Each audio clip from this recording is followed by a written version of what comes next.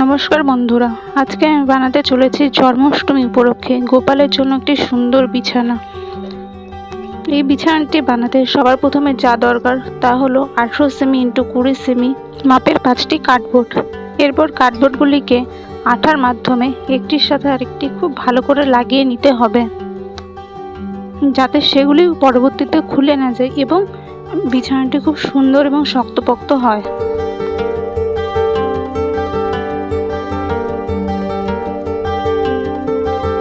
কার্ডবোর্ডগুলি একটি অপরটির সাথে লাগানো হয়ে গেলে এরপর আমরা গ্লুগানের মাধ্যমে তার মধ্যে লাগিয়ে নেব ফর্ম, খুবই পাতলা ধরনের।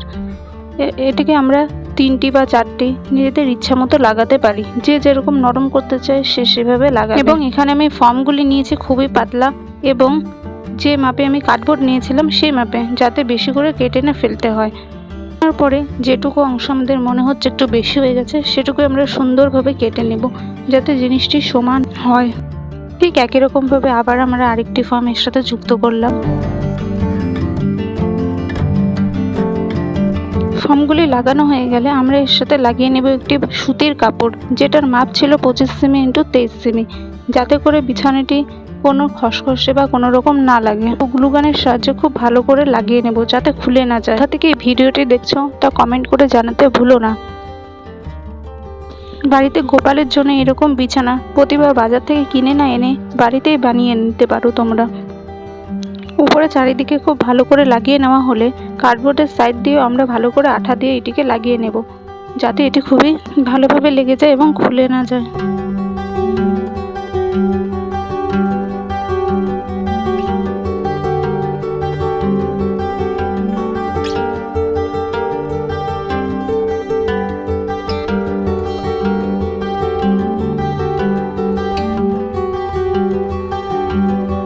সুতির কাপড়টি লাগানো হলে তার উপর দিয়ে আমরা একটি ভালো ধরনের কাপড়, যে কোনো ধরনের সিল্কের কাপড় বা ভেলভেটের কাপড় তোমরা ব্যবহার করতে পারো। আমি এখানে সিল্কের কাপড় ব্যবহার করেছি, যেটির মাপ ছিল 36 সেমি ইন্টু 34 সেমি। এবং এই কাপড়টিকেও আমরা খুব ভালোভাবে আগে উপরে লাগিয়ে নেব আঠা দিয়ে, তারপরে এটিকে নিচে খুব ভালো করে গ্লুগানের সাহায্যে লাগিয়ে নেব, যাতে এটি খুলে না যায়। গ্লুগান না থাকলে যে কোনো ধরনের স্ট্রং আঠা দিয়ে তোমরা এটা লাগিয়ে নিতে পারো। আর বন্ধুরা, তোমরা যদি ভিডিওটি ইউটিউব থেকে দেখে থাকো এবং এখনও পর্যন্ত যদি সাবস্ক্রাইব না করে থাকো তাহলে সাবস্ক্রাইব করে নিও। আর তোমরা যদি ভিডিওটিকে ফেসবুক থেকে দেখে থাকো তবে এখনও পর্যন্ত যদি ফলো না করে থাকো আমাকে, তাহলে খুব দ্রুত ফলো করে নিও। তোমাদের ভিডিওটিকে ভালো লাগলে অবশ্যই লাইক করো এবং তোমাদের বন্ধুদের সাথে শেয়ার করো, যাতে করে তারাও এরকম একটি বিছানা বানাতে পারে তাদের লাড্ডু গোপালের জন্য।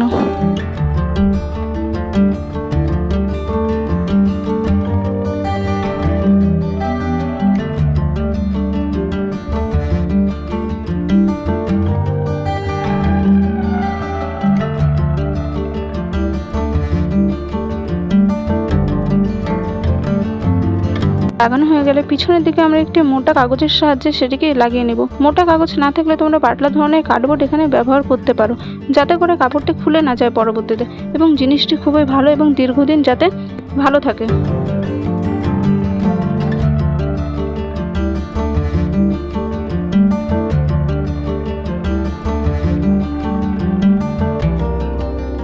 কাপড়টি লাগানো হয়ে গেলে আমরা একটি কার্ডবোর্ড নেব, যেটির মাপ ছিল 18 সেমি ইন্টু 8 সেমি, এবং এটিকে আমরা বিছানার পিছন দিকে লাগাবো এবং তার উপরে ঠিক একই কাপড় আমরা গ্লুগানের সাহায্যে লাগিয়ে নেব। এবং কাপড়টির মাপ ছিল 20 সেমি ইন্টু 20 সেমি। কাপড়টিকে লাগানোর সময় আমরা টেনে নিয়ে লাগাবো, যাতে সামনের দিকটি টান টান থাকে এবং দেখতে খুব সুন্দর লাগে। এবং আমরা যদি টেনে না নিয়ে লাগাই তাহলে সামনের দিকটি হয়তো ঢোলা ঢোলা লাগবে এবং দেখতে খুব বাজে লাগবে।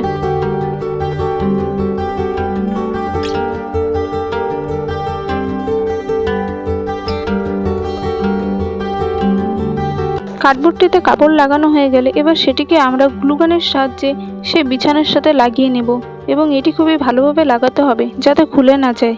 কার্ডবোর্ডটিকে বিছানার সাথে লাগানো হয়ে গেলে 1.5 সেমি ইন্টু 20 সেমির মাপের 4টি আমরা কার্ডবোর্ড নিয়ে নেব এবং সেটিকে রিবনের সাহায্যে খুব সুন্দর করে পেঁচিয়ে নেব।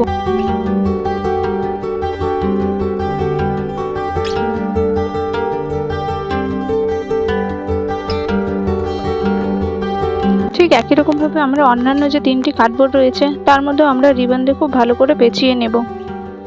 এরপর এই কার্ডবোর্ডগুলিকে আমরা বিছানার চারধারে চারদিকে লাগিয়ে দেব। খুব ভালোভাবে লাগাতে হবে যাতে পরে খুলে না যায়।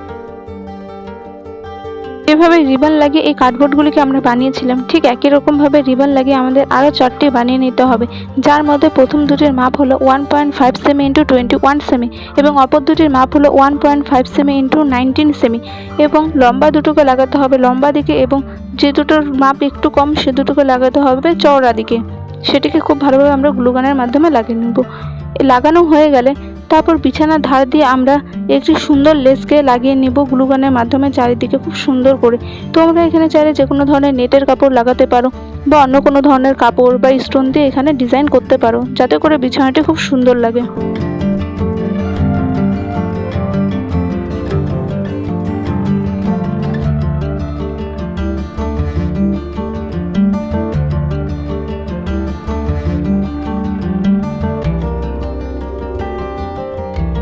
লেসটি লাগিয়ে নেওয়া হয়ে গেলে এরপর আমি স্টোনের যে চেনগুলি থাকে সেগুলিকে ফেব্রিকগুলোর সাহায্যে তার উপর দিক দিয়ে খুব ভালোভাবে লাগিয়ে নেব, এতে করে বিছানাটি আরও বেশি সুন্দর লাগবে।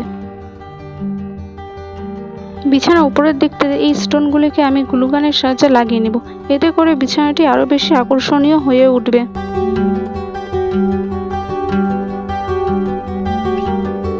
এখন আমরা বানিয়ে নেব বালিশ।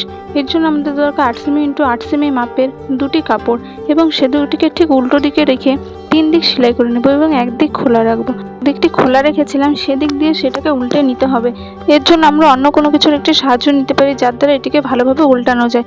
উল্টানো হয়ে গেলে আমরা এতে তুলো বা যে কোনো ধরনের ফাইবার মেটেরিয়াল এর মধ্যে ভরে দিতে পারি। তোমাদের কাছে তুলো যদি না থাকে তাহলে পুরনো লাড্ডু গোপালের কোনো বিছানা থাকলে তার ফাইবারগুলিকে আমরা এর মধ্যে ভরে দিতে পারি বা তোমরা এর মধ্যে তুলো ভরতে পারবো। ভরা হয়ে গেলে আমরা একদিকে সেলাই করে নেব। এভাবে ঠিক আমরা দুটো বালিশ তৈরি করে নেব। বালিশ তৈরি হয়ে গেলে এবার আমরা নেব নেটের কাপড়। আমি এখানে সাদা রঙের নেটের কাপড় ইউজ করেছি, তোমরা চাইলে অন্য যে কোনো রঙের নেটের কাপড় ব্যবহার করতে পারো। এবার এটিকে আমরা উপর দিক দিয়ে দুদিকে খুব ভালোভাবে লাগিয়ে নেব। এরপর আরও 2 টুকরো নেটের কাপড় নেব এবং সেটাকে বাকি দুদিকে লাগিয়ে নেব এবং উপর দিকে খুব ভালোভাবে লাগাতে হবে।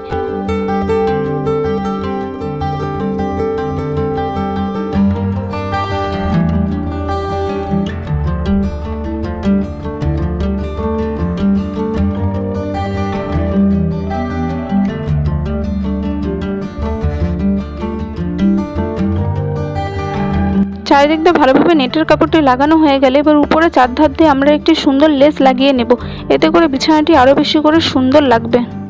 তোমাদের ভিডিওটি যদি ভালো লেগে থাকে তাহলে কমেন্ট করে জানাতে ভুলো না এবং তোমাদের বন্ধুদের সাথে অবশ্যই শেয়ার করো এবং চ্যানেলটিকে সাবস্ক্রাইব করে নিও এবং ফেসবুক থেকে দেখে থাকলে আমাকে অবশ্যই ফলো করতে ভুলো না।